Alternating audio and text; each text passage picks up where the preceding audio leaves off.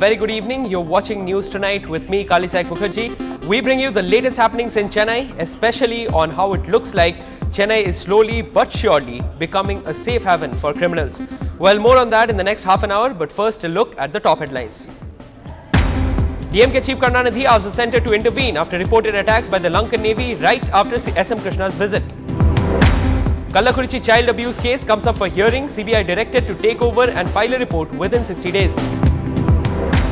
Arrested rapist of a 4-year-old girl in Villupuram is sent to jail, remanded for judicial custody. Villupuram hogs limelight as a scene of crime. 6 rape cases reported in 8 weeks. 39-year-old woman murdered by 2 fake policemen. Police suspect internal conflicts to be the reason. Film producers to stick to previous pay scale.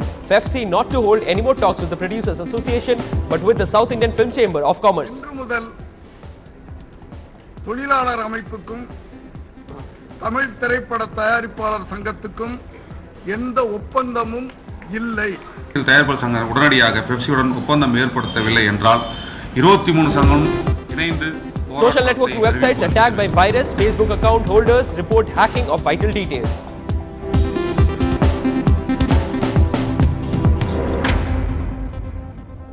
DMK Chief Karunanidhi voiced his outrage at the latest attack on Tamil Nadu fishermen.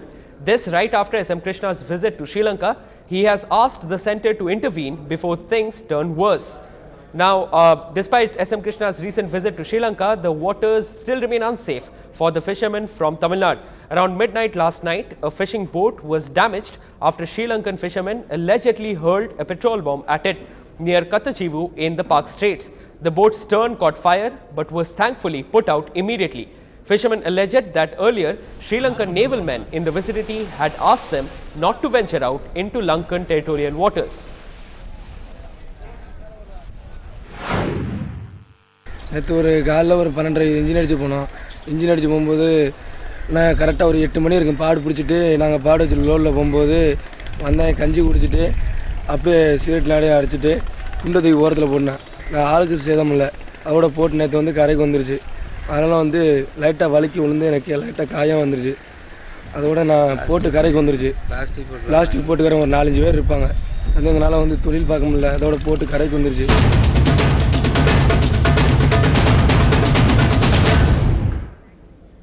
In a recent development in the gruesome incident of the rape of a 4-year-old in Kallakurichi, the Madras High Court today directed the CBI to take over the case from CBCID and file a report within 60 days. According to the mother, her daughter, who is a UKG student, was sexually harassed by the LKG class teacher and the principal. The girl was medically examined by 2 doctors, following which a report was submitted. Earlier, the 2 doctors who contradicted their reports on the alleged sexual abuse of the 4-year-old girl had been directed by the Madras High Court to file separate affidavits on why they should not be prosecuted for giving false reports. It is also worth mentioning that one of the 2 doctors, Dr. Shyamala Devi, had denied her earlier statement that on August 12th, an inspector connected to Kallakurichi police station had come to her room and threatened her. Chief Justice Bench ordered in the Kallakurichi schoolgirl sexual abuse case that the case was immediately handed over to CBI and the CBI must file the final report within 60 days before the Honorable High Court, and also the directed the Apollo management to hand over the medical report immediately to the CBI for further investigation. The case was posted after 60 days. Now, our court reporter Arun Raj had joined us earlier and spoke to us about the victim's family. அவங்க அம்மா வந்து குழந்தைய வந்து டெய்லியுமே வந்து தினமும் வந்து ஒரு அதிகாரி, அதாவது காவல்துறையில், சிபிஐயில், சிபிசிஐடியில் இந்த மாதிரி ஒருத்தராக வந்து குழந்தைகிட்ட வந்து என்ன நடந்துச்சுன்னு வந்து கேட்டுகிட்டே இருக்கிறாங்க. அதனால் வந்து குழந்தையினுடைய அவங்க அம்மா வந்து என்ன சொல்கிறாங்க, அவங்க அம்மா தரப்பில் இதுக்கு வந்து பாதிக்கப்பட்ட நாங்கள் வந்து டெய்லியுமே வந்து என்ன நடந்ததுன்னு வந்து இது வந்து ஒரு பாலியல் தொந்தரவு, வேறு ஏதாவது இருந்தால் கூட நான் வந்து சொல்லலாம், இது வந்து எந்த இடத்துல என்ன நடந்ததுன்னு அப்படின்னு கேட்டுகிட்டே இருக்கிறாங்க. குழந்தைக்கு வந்து ரொம்ப மன கஷ்டமாக இருக்குது.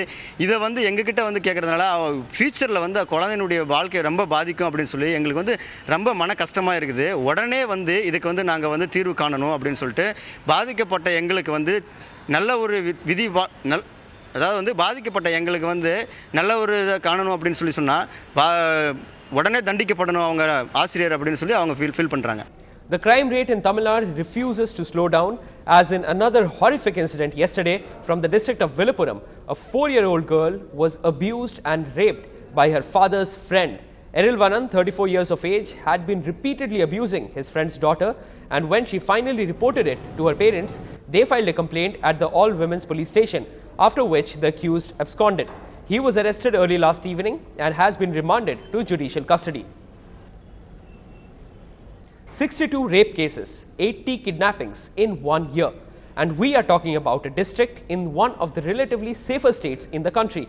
According to the National Crime Records Bureau data, Viluppuram has earned the disgraceful distinction of being the most unsafe district in the state, recording the maximum number of rapes, kidnappings, child abuse and disowning of newborns. The most prominent case, undeniably, has been the alleged rape of a 4-year-old.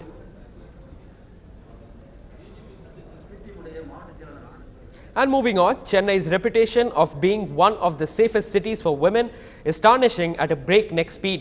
A 39-year-old housewife, Ambika, was murdered by 2 men disguised as policemen. Ambika, the leader of a women's self-help group, was approached by the 2 men at 2 a.m. this morning and was taken outside on the pretext of questioning. Thereafter, they slit her throat and absconded. Her husband Ravi was in the house while she was murdered. Their son Bhagyan, studying in high school, was the one who reported the case to the police. Police sources suspect that Ambika's murder could be the result of internal conflicts in the women's self-help group that she was leading. Uniform ட்ரெஸ்ஸில் வந்தாங்களாம். எங்கள் தங்கச்சிட்டுக்கார் வந்து கதை திறந்து விட்டுக்கிறாரு. வெளி சேர் போட்டுக்கிறாங்க, உக்காந்துருக்காங்க. அன்னத்தில் tea போட்டு கொடுங்கன்னு கேட்டாங்களாம். சரி பாக்கியாவுக்கு நீ போய் டீ போடுப்பான்னு சொல்லிட்டு பாக்கியாவை போய் டீ போட சொல்லியிருக்கு பையனை. எங்கள் தங்கச்சிட்டுக்காரு பாத்ரூம் போயிருக்காரு. இங்கே உட்காந்து பேச அம்பியா நின்று அவங்க கேட்டதுக்கு பதில் சொல்லிருந்தா என்ன பண்ணானுங்களா வாய் கட்டி பாத்ரூம் வந்து வரத்துக்குள்ள தூக்கின்னு போயிட்டு இருக்கிறானுங்கப்பா. தெரா சுத்திட்டு வந்து பார்த்தா அங்கே சாவடிச்சு போட்டு போயிட்டு இருக்கிறானுங்கப்பா. And our crime correspondent Salim gives us the detailed report. The murderers, who posed as policemen, took the victim away from her house at a distance of 200 meters, slit her throat and fled the scene of crime. In fact, the police say that they have formed 4 special teams to nab the offenders. The police also attribute personal reasons to be the motive behind the murder. The police say that they have almost identified the persons behind the murder. In fact, it is alleged that the lady was the head of the self-help group and that she took a loan of 50 lakh rupees and distributed it among the members of the self-help group. The police say a detailed probe is on. And tension keeps mounting between the Producers Association and FEFC, with the FEFC deciding that they won't hold any further talks with the producers. They have instead decided to take their woes to the South Indian Film Chamber of Commerce. The difference of opinion on the pay scale for the FEFC employees is the root cause for the tiff between the two. According to the agreement, the pay for the FEFC has to be revised once in every 3 years. But for the past 5 years, their pay was not revised. However, later on, the salary package was revised from rupees 350 to rupees 450. But the Producers Association even now want to stick to the previous rate of rupees 350. It was decided in the general body meeting of the FEFC today that the next talks will be held only with the South Indian Film Chamber of Commerce. சிறு முதலீட்டு தயாரிப்பாளர்கள் அதிகமாக இருந்த பட்சத்தினால, ஏன்னா 85% 90% அவங்க தான் வந்து இப்போ இருக்கிறாங்க, அவங்க தான் அதிகமாக படம் எடுத்துக்கிட்டு இருக்காங்க. ஸோ அவங்களாம் சேர்ந்து எங்களால் இந்த அளவுக்கு இப்போ சம்பளம் கொடுக்க முடியாது, இந்த அளவுக்கு ஊதியம் கொடுத்தா எங்களால் படம் எடுக்க முடியாதுன்ற ஒரு நிலைமை இருந்ததுனால அவங்கள முக்கியமாக வச்சு சம்பளம் நிர்ணயம் பண்ண வேண்டிய ஒரு காலகட்டத்தில் நாங்கள் இருக்கிறோம். பொதுக்குழு பாரம்பரியமிக்க பெப்சியை பற்றி தவறான செய்தியை பரப்பிய தயாரிப்பாளர் சங்கத்திற்கு அறிக்கை வெளியிட்ட தயாரிப்பாளர் சங்கம் வாபஸ் பெற வேண்டும் என்பது தீர்மானம் நிறைவேற்றியுள்ளோம். மேலும் 4 ஆண்டுகள் கடந்து தொடங்கி மீண்டும் சம்பள பேச்சுவார்த்தை 1 ஆண்டு காலமாக இழுத்தடித்து தொழிலாளியை ஏமாற்றும் செயலை இந்த விஷயத்தில் தயாரிப்பாளர் சங்கம் உடனடியாக பெப்சியுடன் ஒப்பந்தம் ஏற்படுத்தவில்லை என்றால் 23 சங்கம் இணைந்து போராட்டத்தை அறிவிப்போம் என்று தெரிவித்துக் கொள்கிறோம். இதே காலகட்டத்தில் எந்த ஒரு படப்பிடிப்பையும் நாங்கள் நிறுத்த மாட்டோம். படப்பிடிப்புக்கு முழு ஒத்துழைப்பு தருவோம் என்பதையும் தயாரிப்பாளருக்கு தெரிவித்துக் கொள்கிறோம். பேச்சுவார்த்தை தொடங்கி 1 ஆண்டு காலமாக பேசிட்டு இருக்கிறதுல ஒரு 6 மாதம் புதிய சம்பளத்தை தான் வாங்கிட்டு இருக்கோம். இத்தனைக்கும் அவங்களோட அனுமதியோடு தான் வாங்கிட்டு இருக்கோம். அவங்களே இந்த சம்பளத்தை வாங்கிக்காங்கன்னு எழுதி கொடுத்ததை வாங்கிட்டு இருக்கோம். ஒரு 5 சங்கங்கள் கையெழுத்து போட்டு மீதி இருக்கிற 4 சங்கங்கள் கையெழுத்து போடும்போது தான் ஊருக்கு போயிட்டு வந்து கையெழுத்து போடணும்னு சொன்னார் தலைவர் அவர்கள். திடீர்னு ஒரு அறிக்கையில் பழைய சம்பளம் வாங்கணும் அப்படின்னு சொன்னது தான் எங்களுக்கு கருத்து வேறுபாடு இருந்தது. ஏன்னா வாங்கிட்டு இருக்கிற சம்பளத்தை தொழிலாளிகிட்ட நீ குறைச்சி வாங்கிக்கோன்னு சொல்லும்போது நிர்வாகத்துக்கும் உரிமை இல்லை, வேறு யாரும் செயல்படுத்த முடியாது. அதுக்கு தான் நாங்கள் ஒரு அறிக்கையை விட்டு நாங்கள் புதிய சம்பளத்தை தொடர்ந்து வாங்குவோம் என்று கூறியதற்கு, சம்பளத்தை கேட்டும் தொழிலாளர்கள் கூறியதற்கு சங்கத்தை உடைப்போம் என்று அவர் அறிக்கை விட்டிருப்பதை நாங்கள் நிச்சயமாக கடுமையாக கண்டிக்கிறோம். பெப்சி இல்லாமல் சினிமாவே இல்லை, அது எப்படின்னு எனக்கு தெரியல. பெப்சிக்குன்னு ஒப்பந்தம் கிடையாது, யாரை வேணாலும் வச்சு வேலை செய்யலாம்னு சொல்கிறது எந்த வகையில் நியாயம்னு தெரியல. யாரை வேணாலும் வச்சு வேலை செய்யலாம். கேமராமேன் இந்த கேமராமேன் இல்லாமல் அந்த கேமராமேன் வச்சு வேலை செய்யலாம், இந்த டைரக்டர் இல்லாமல் அந்த டைரக்டர் வச்சு வேலை செய்யலாம். ஆனால் யாராக இருந்தாலும் ஒரு கேமராமேன் வேணும், ஒரு டைரக்டர் வேணும்ல. அவங்க எல்லாருமே கட்சியில் தானே இருக்காங்க. கட்சியில் இல்லாதவங்களோட எப்படி வேலை செய்யணும்னா அவர்களாக மட்டுமே படம் எடுத்து அவங்களே நடித்து அவங்களே கேமரா பண்ணி அவங்களே டைரக்ஷன் பண்ணி அவங்களே ஆர்ட் டிபார்ட்மெண்ட் ஒர்க் பார்த்து அவங்களே சாப்பாடு போட்டு அவங்களே மேக்கப் போட்டு அவங்களே சட்டையெல்லாம் போட்டு அவங்களே டான்ஸ் ஆடி சண்டை போட்டு தூக்கிடும். Well, we'll take a short break on this bulletin right now. Stay tuned.